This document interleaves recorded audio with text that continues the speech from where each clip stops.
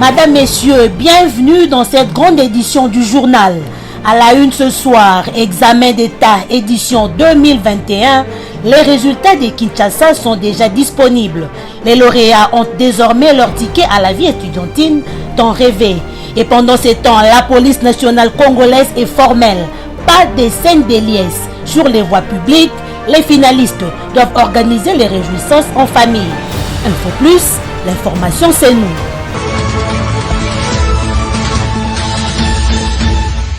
Enfin, le résultat de l'examen d'État édition 2021 pour la ville-province de Kinshasa est connu ce mardi 12 octobre. La joie était totale au visage de ceux qui ont satisfait. Les cas de cette future étudiante qui a obtenu 52%. Je vais partir d'abord là-bas à l'église pour remercier Dieu et tout ça. J'ai la joie, maman, j'ai la joie. Signalons que la publication avait déjà commencé par les Haut-Katanga. Cette fois-ci, c'est la ville-province de Kinshasa qui vient de lancer ses résultats.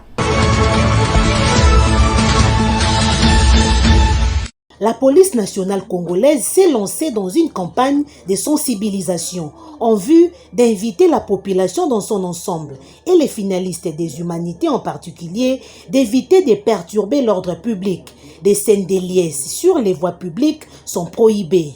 À l'approche de la publication des résultats de l'examen d'État, vous savez, il y a toujours des scènes de réjouissance populaire, mais les gens exagèrent, ils vont en extase allant jusqu'à perturber l'ordre public. Alors la police a pris des mesures cette fois-ci qui sont contraignantes. Nous serons déployés partout, à travers toutes les écoles, à travers toutes les rues, les boîtes, les bars, les terrasses, pour mettre de l'ordre. Nous demandons aux parents d'être responsables, d'encadrer leurs enfants, que des scènes de réjouissance se passent à mode et due forme, qu'il n'y ait pas de déviation. Même les motards qui transporteront les lauréats, il faudrait qu'ils se comportent bien. Les gens qui seront même dans les voitures, des taxis, dehors, seront arrêtés. Celui qui ira en dehors de ça, on va l'arrêter. Parce que vous avez vu la fois passée, il y avait des gens qui s'exhibaient, des danses obscènes. La police va sévir. Nous serons aux aguets.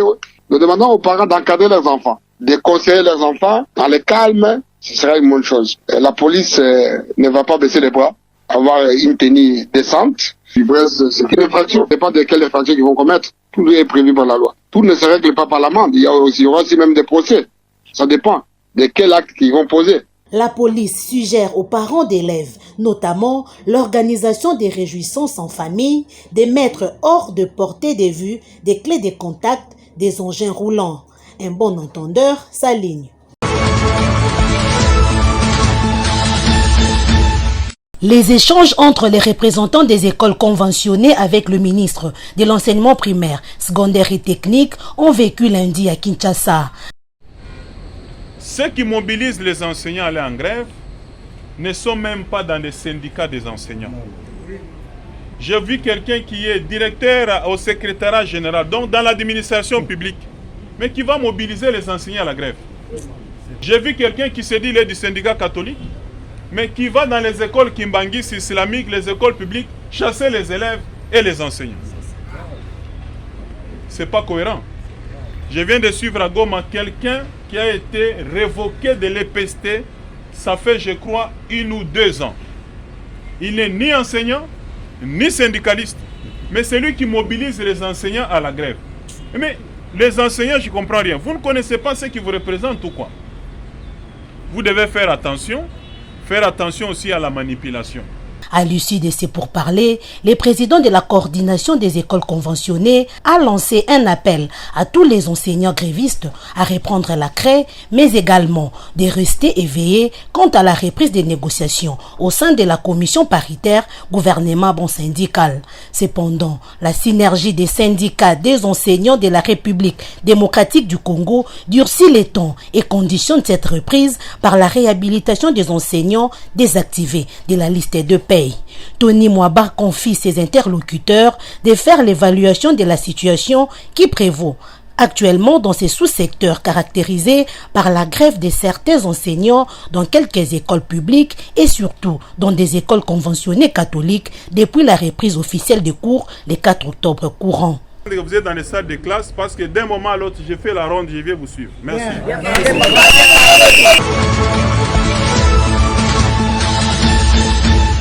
Affaire RAM, le ministre de Poste, Télécommunications, Nouvelles Technologies de l'Information et de la Communication est visé par une motion de défiance portée par les députés nationaux Jean-Marie Boulambo Kilocho. Déposée ce mardi à l'Assemblée nationale, cette initiative a recueilli 101 signatures, comme l'affirme ici les présidents du groupe parlementaire PPRD et allié Didi Manara Osleton. Nous sommes du FCC et nous avons réalisé 101 signatures. Je crois que vous allez prendre les images à ce sujet. Vous allez voir demain, le FCC est avec la population. Et vous allez voir comment les députés de l'Union sacrée seront contre la population. C'est-à-dire, ils vont sauver le ministre. Donc, ça sera un débat très houleux demain.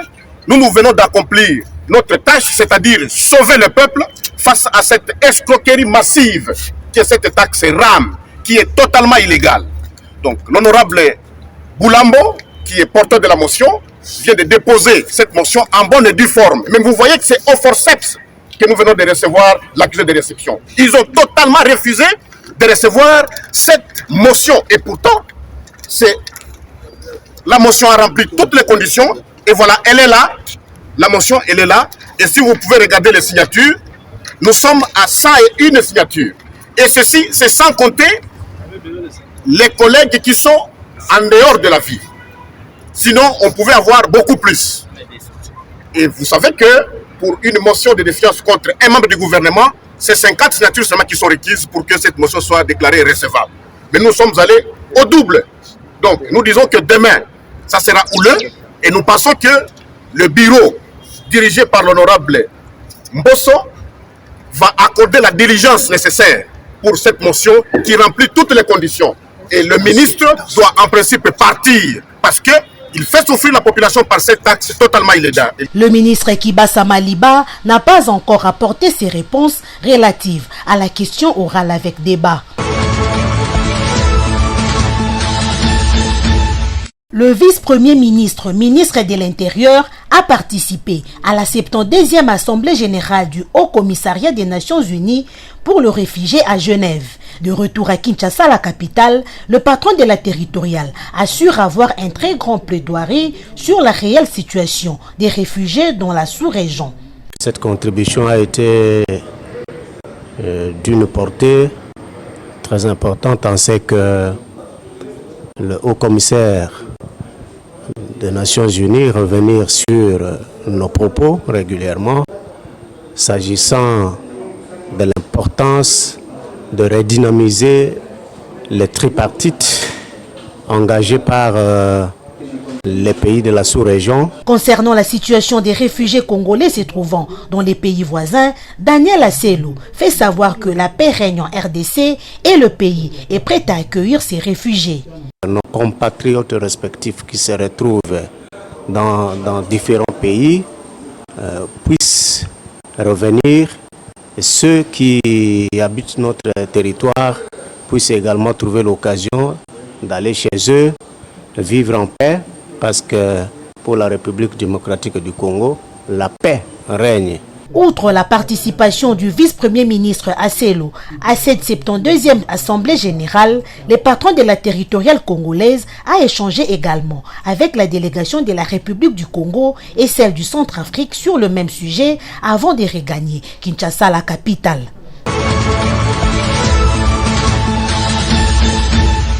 Le secrétaire général de la Commission internationale du bassin Congo, Ubangi Sanga Sikos, a bénéficié d'un financement de l'Union européenne pour la réalisation du projet d'appui à la réglementation, la facilitation, la sécurisation et la durabilité du transport fluvial dans la zone Sikos.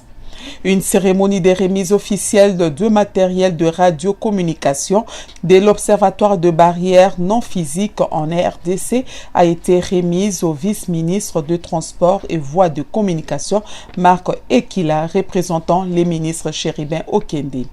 La République démocratique du Congo, en sa qualité d'État membre fondateur de la SICOS, se réjouit de voir cet important outil d'intégration pour la sous-région de l'Afrique centrale, créé en 1999, produit des résultats concrets, à l'instar de la dotation de ces matériels de radiocommunication pour la promotion et le développement de la navigation fluviale et l'amélioration de la sécurité dans ces sous-modes de transport. Pour les États riverains du bassin du Congo, comme le nôtre, c'est une véritable aubaine. Situé en plein cœur de l'Afrique, le bassin du fleuve Congo s'étend à travers 10 pays. C'est le deuxième plus grand bassin du monde après celui de l'Amazonie. Avec un débit moyen de 41 000 m3 par seconde, le fleuve Congo comporte plus du tiers des ressources en eau douce de l'Afrique et offre ainsi des potentiels considérables, particulièrement en matière du développement de l'intégration et de la production énergétique. Le bassin du fleuve Congo, c'est aussi l'une des principales voies de communication en Afrique centrale, utilisée tant pour le transport de personnes que le transport des marchandises. Pour les représentants de l'Union européenne, le souhait est de voir ces matériels et équipements installés dans les sites présélectionnés. L'Union européenne s'avoue heureuse de sa contribution à la modernisation du système de transmission en réseau des informations nautiques entre les unités fluviales d'une part et les unités fluviales et l'administration de la RDC d'autre part. Le souhait de l'Union européenne est de voir ces matériels et équipements installés dans les sites présélectionnés et servir à bon escient pour le bien-être des populations et de la nation congolaise tout entière. Signalons qu'une signature de protocole d'accord a été faite entre le ministre des Transports et SICOS. Notons que ces matériels vont renforcer les capacités de ces unités fluviales, notamment dans le partage d'informations à travers un réseau commun pour une meilleure exploitation de voies intérieures à des fins de navigation dans des conditions sécuritaires.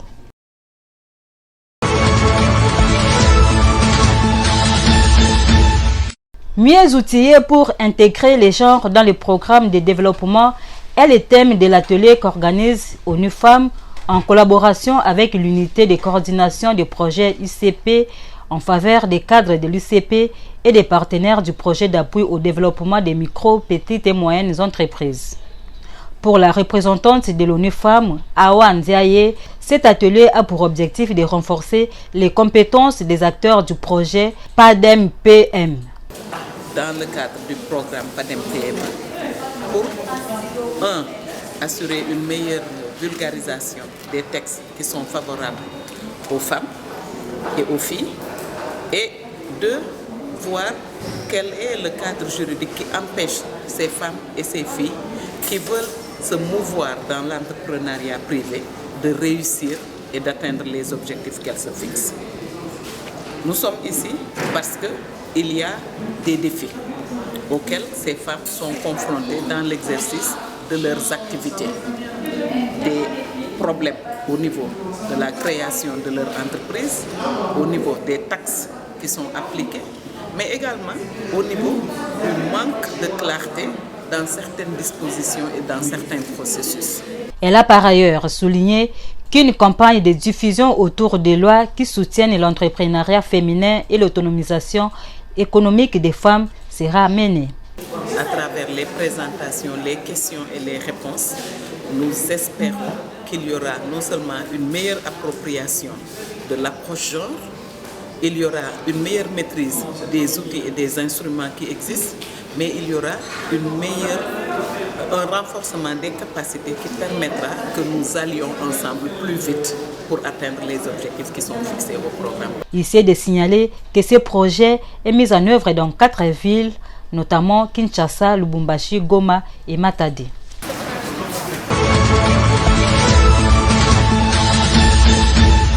Au cours de son émission dénommée Jésus-Christ maintenant, le pasteur Godé Mungengo a indiqué que dans le salut, il y a toutes sortes de bénédictions spirituelles et matérielles. J'ai dit, quand on reçoit Jésus, c'est un paquet de biens et de bénédictions qui arrivent dans la vie d'un individu. Vous aussi qui m'écoutez, vous aussi qui me suivez sur télévision, mes frères et sœurs, je voudrais simplement vous dire que ces 2 hommes qui marchaient, ils ont trouvé un homme boiteux de naissance qui était à la porte du temple. La porte s'appelait la Belle, mais le monsieur qui était là, Il était un boiteux, un estropié, un homme qui ne marchait pas. Alors on le mettait là-bas d'habitude parce qu'il devait recevoir l'aumône. Et il était déjà habitué aux aumônes, mais devant la porte du temple. Mais ce jour-là, il y a quelque chose d'extraordinaire qui est arrivé. 2 personnes qui venaient, Pierre et Jean, et ils ont vu cet homme. La Bible dit que cet homme-là les regardait attentivement, croyant recevoir comme d'habitude. On peut lui donner une aumône, on peut lui donner quelque chose, mais eux, ils ont dit, regardez-nous attentivement. Et quand il les a regardés attentivement, Pierre lui dit, nous n'avons ni or ni argent. Je peux encore exagérer, extrapoler ici. Donc, moi aussi, en parlant devant toi, mon frère, ma soeur, monsieur, madame, je n'ai aucune piqûre. Je ne suis pas médecin de formation. Je n'ai pas un médicament à te donner. Mais ce que j'ai maintenant, c'est le nom de Jésus. C'est par ce nom-là, si tu crois, toi qui me suis maintenant, quelle que soit ta maladie, on lui a dit, nous n'avons ni or ni argent. Mais ce que nous avons, qu'au nom de Jésus, c'est le nom que Dieu a agréé. L'unique nom qui donne le... Jésus a dit lui-même, je suis le chemin, la vérité et la vie. Donc, pour être guéri par Dieu, il faut Jésus-Christ. Voilà pourquoi, toi, mon frère, ma soeur, monsieur, madame, qui a peut-être dépensé tout l'argent, qui a peut-être passé par la main de plusieurs médecins, qui a peut-être passé par beaucoup de sollicitations pour seulement chercher la guérison. Ce n'est pas mauvais de chercher la guérison, mais il faut comprendre que le salut et la guérison se trouvent en Jésus-Christ. C'est l'unique nom que Dieu nous a donné. Si tu crois maintenant, les choses de Dieu se reçoivent par la foi. Je ne sais pas quand date ta maladie, je ne sais pas de comment les médecins ont dit, je ne sais pas de comment toi-même tu entends parler de cette maladie. Quel que soit le nom de la maladie, il n'y a qu'un seul nom que Dieu a élevé au-dessus de tout, c'est le nom de Jésus-Christ.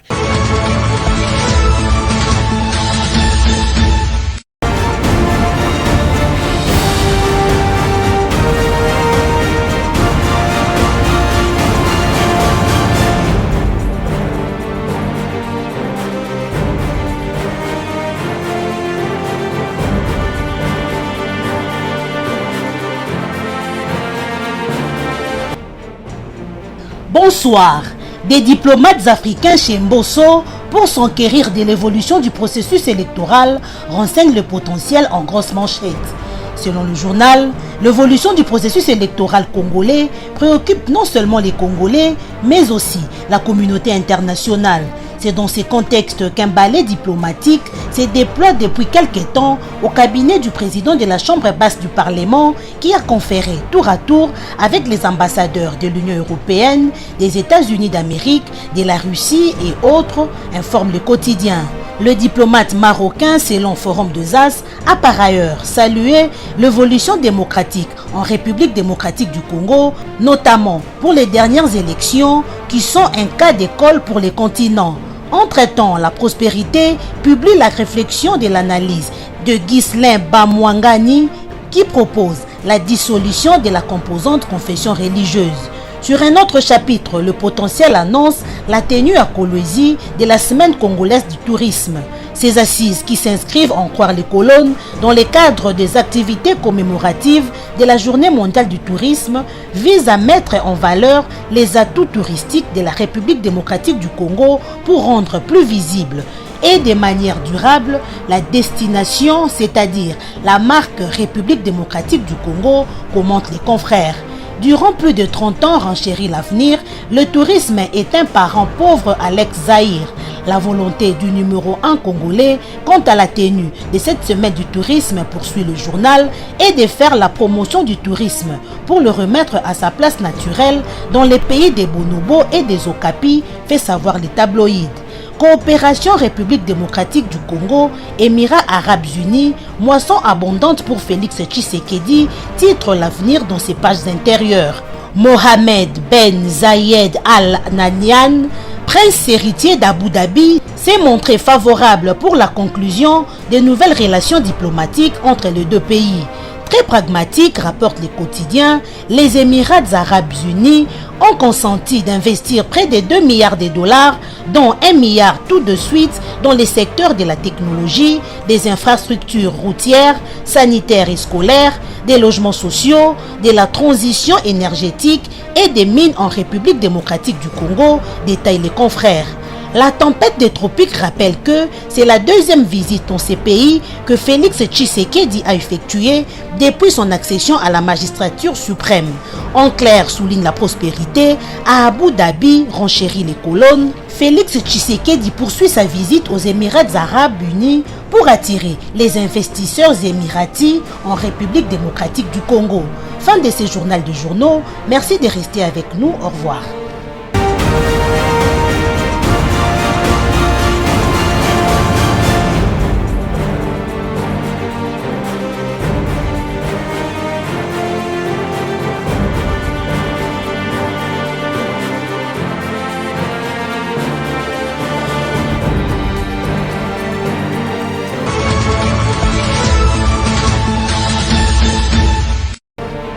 Ce journal est terminé, mais avant de nous quitter, le rappel des titres.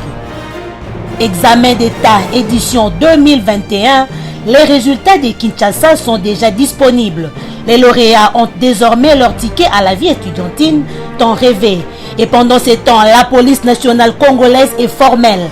Pas de scène de liesse. Sur les voies publiques, les finalistes doivent organiser les réjouissances en famille. Fin complète de cette session d'information, le programme continue sur votre télévision. Bonsoir.